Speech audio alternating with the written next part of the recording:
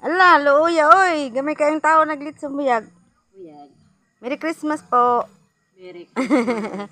Kaming tatlo lang po ang nagalsikaso nitong aming litsumbeli. Ayan po. Ang sarap na, oh. Medyo mapula-pula na. Okay. Ayan. Gikan ka Nagliki lang. Pero, hindi naman importante. Importante yung timpla.